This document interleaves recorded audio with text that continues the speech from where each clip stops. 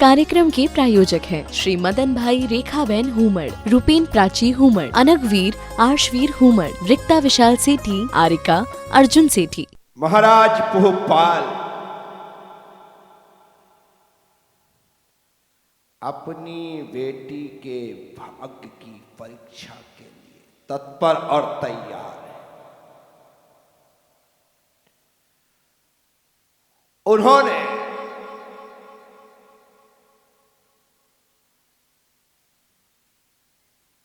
Money मन सौगंध खाई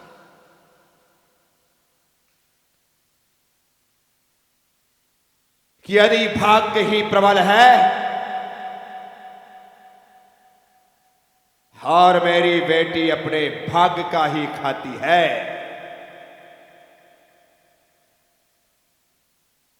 तो देखता हूं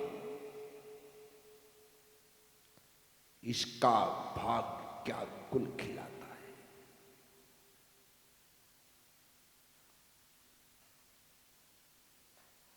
अपने कुछ मंत्रियों को लेकर,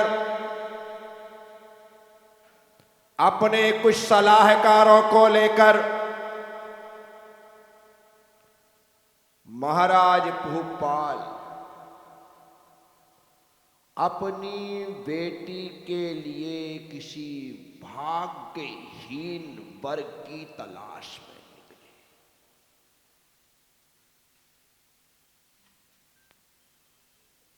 इतिहास का पहला पिता है जो अपनी बेटी के लिए भाग्यहीन वर की तलाश कर रहा है। अन्यथा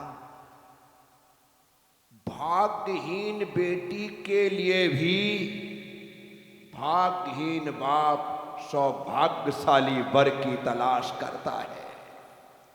लेकिन अपमान की घूंट पीने वाले महाराज भोपाल अपमान से भीतर तक छटपटा जाने वाले महाराज भोपाल सिर्फ बदले की आग में जलते हुए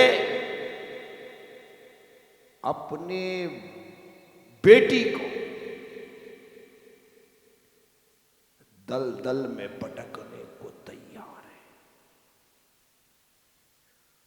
उस बेटी को जो दिल का टुकड़ा होता है, उस बेटी को जो दिल की धड़कन होती है, उस बेटी को जिसके आंख में आंसू आ जाए तो पिता भीतर तक खिल जाता है। उस बेटी के लिए पिता सोच रहा है कि ऐसा भाग्यहीन पति इसके लिए ढूंढूंगा कि जीवन में फिर दोबारा कभी नहीं कहेगी कि मैं अपने भाग्य का खाती हूं। मेरे सामने आकर के गिड़गिड़ाएगी, हाथ छोड़ेगी, कहेगी पिताश्री माफ कर दो, आपने यदि मेरा विवाह एक ऐसे व्यक्ति के साथ कर दिया है कोई बात नहीं पिताश्री, लेकिन अब जीवन बसर के लिए आपके सहारे के अलावा कोई दूसरा सहारा नहीं है। मैं आपसे बार बार क्षमा मांगती हूं। ऐसा पिता सोच रहा है, लेकिन मैना सुंदरी तो अभी भी दृढ़ता के साथ उन्हीं विचारों में है कि भाग्य से बड़ा इस धरती पर कोई नहीं है। यदि आज मैं स्थिति और अवस्था में हूं तो ये मेरे भाग्य की वजह से ही हूं। वो मानने को राजी नहीं है, वहां पिता मानने को राजी नहीं। और जब दोनों मानने को राजी नहीं है तो युद्ध तो होना निश्चित था। पिता मंत्रियों सलाहकारों के साथ रथ पर सवार होकर निकल पड़ा। पूरा नगर छान लिया। नगर के बाहर दूर सुदूर तक देखने के लिए जब रथ चला तो अचानक एक बहुत बड़ी भीड़ दिखाई दी। लेकिन भीड़ जो दिखाई दी वहां तक तो ठीक था, लेकिन नासापुटों से जो दुर्गंध आकर के टकराई तो महाराज भूपाल थोड़े घबरा से गए, बेचैन से हो गए कि इतनी दुर्गंध। उन्होंने अपने मंत्रियों से पूछा, ये भीड़ और भीड़ की तरफ से आती हुई दुर्गंध,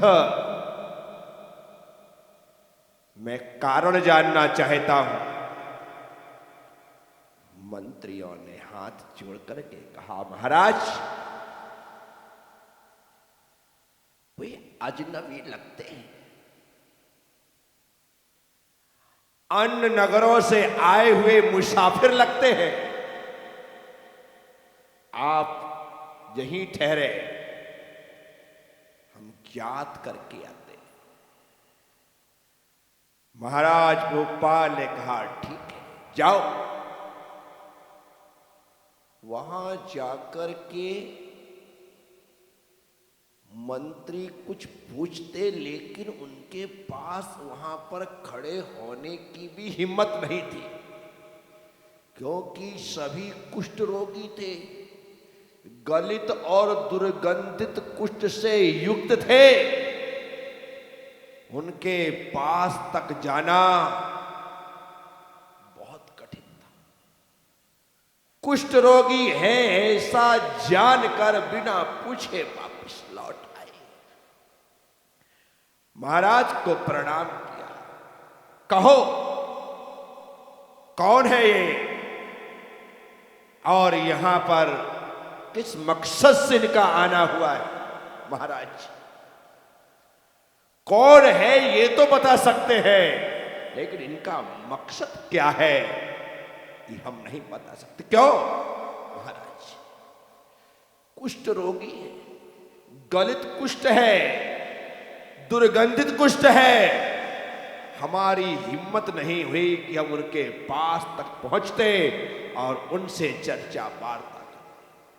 महाराज भूपाल ने कहा, ठहरो मैं ज्ञात करता हूं, और रथ आगे बढ़ा दिया।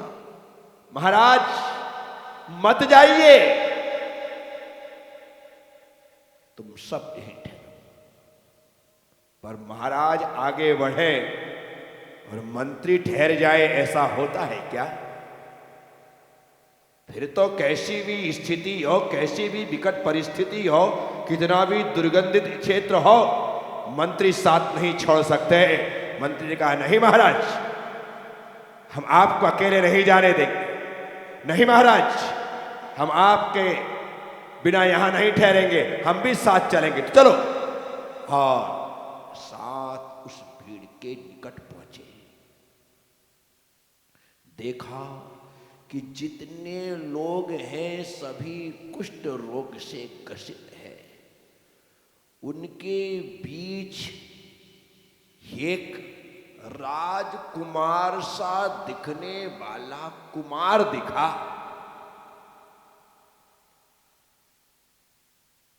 सुंदर था, कद काठी से श्रेष्ठी लग रहा था। लग क्या रहा था जैसे ही उस कुमार ने राजा को देखा, वो दूर खड़े होकर के उन्हें प्रणाम करता है और बात करता है। महाराज कहते, निकट आओ। नहीं महाराज, मैं आपके निकट आने की योग्यता नहीं रखता। आप देख रहे हैं जिस कर्म का फल मैं भोग रहा हूं वह कर्म बड़ा विचित्र है। आज गलित कुष्ठ से मैं युक्त हूं, दुर्गंधित शरीर से सहित हूं। वो सब ठीक है, लेकिन तुम कौन हो, कहां से आए हो और यहां आने का कारण क्या है? महाराज, मैं चंपापुर का राजा, मेरा नाम श्रीपाल है। गलित कुष्ठ हो जाने की वजह से प्रजा हित में मैंने चंपापुर छोड़ दिया। मेरी वजह से मेरी प्रजा दुखी रहे, महाराज, यह मुझे मुनासिब नहीं था। इसलिए मैंने चंपापुर से बाहर निकलना उचित समझा और अपनी समस्त 700 कुष्ठ रोगियों के साथ मैं देशाटन पर हूं। जगह जगह जाना, नगर के बाहर, नगर से दूर किसी उपवन में, वन में बसेरा करना और अपना समय गुजारना, बस यही जीवन का मकसद रह गया। इतना सुनना था कि महाराज भूपाल को उसका मन चाहा व्यक्ति मिल गया। मैं ऐसे ही व्यक्ति की तलाश में था। राजा है पर भाग्यहीन है। बस मैं अपनी बेटी मैना सुंदरी का विवाह इसी के साथ करूंगा। निर्णय कर लिया, श्रीपाल से कह भी दिया कि श्रीपाल, आज मैं तुम्हें स्वीकार करता हूं। और स्वीकार मैं इस रूप में कर रहा हूं कि मेरी एक छोटी बेटी है मैना सुंदरी, मैंने उसका विवाह तुम्हारे साथ करना निश्चित किया है। जैसे श्रीपाल ने महाराज भूपाल के ये वचन सुने, हाथ जोड़ करके कहा कि महाराज, अपनी बेटी के साथ अत्याचार मत करिए। उस बेकसूर ने ऐसा कौन सा कसूर किया है कि आप जानते हुए, देखते हुए एक कुष्ठ रोगी के साथ उसका विवाह करने जा रहे हैं? ऐसा अन्याय मत करिए महाराज। आप एक बेटी के पिता है, पिता, और पिता बेटी के साथ ऐसा अनर्थ नहीं कर सकता।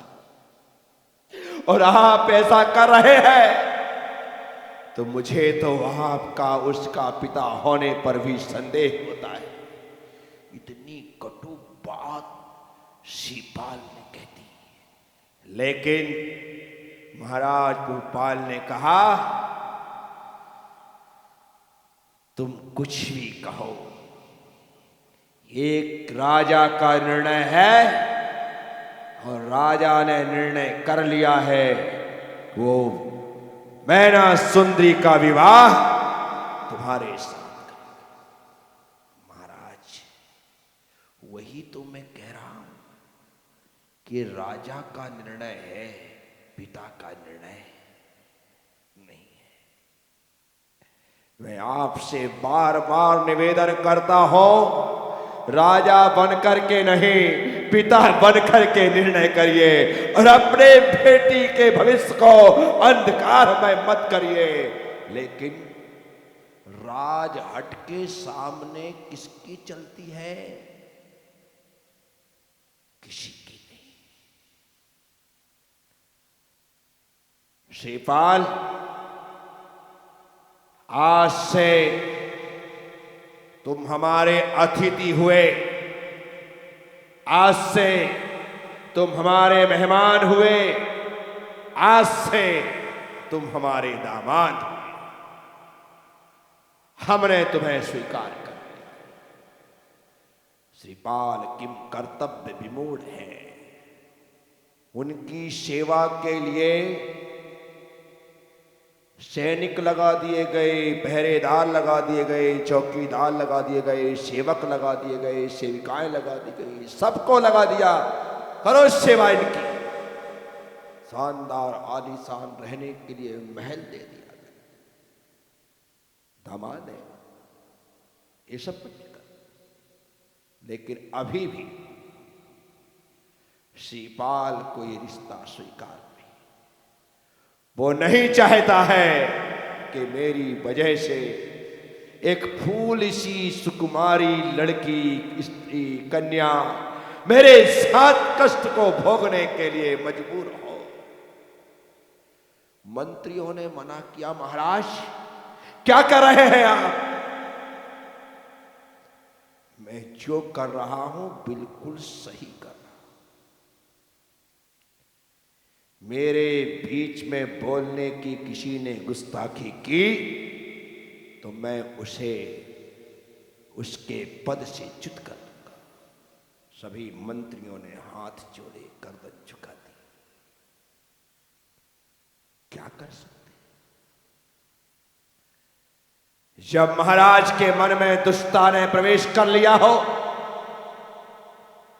जब उनके भीतर दुष्ट भाव ने आकर के बसेरा कर लिया हो,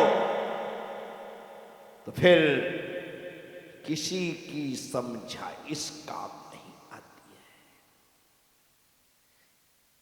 यह बात जब मैना सुंदरी की मां ने सुना और महाराज जब लौट करके आए, इतना सुनाया, इतना सुनाया, इतना सुनाया, लेकिन उन्होंने कुछ भी नहीं सुना। इस कार्यक्रम के प्रायोजक हैं श्री मदन भाई रेखाबेन हुमड़, रूपेन प्राची हुमड़, अनगवीर आर्शवीर हुमड़, रिक्ता विशाल सेठी, आरिका अर्जुन सेठी।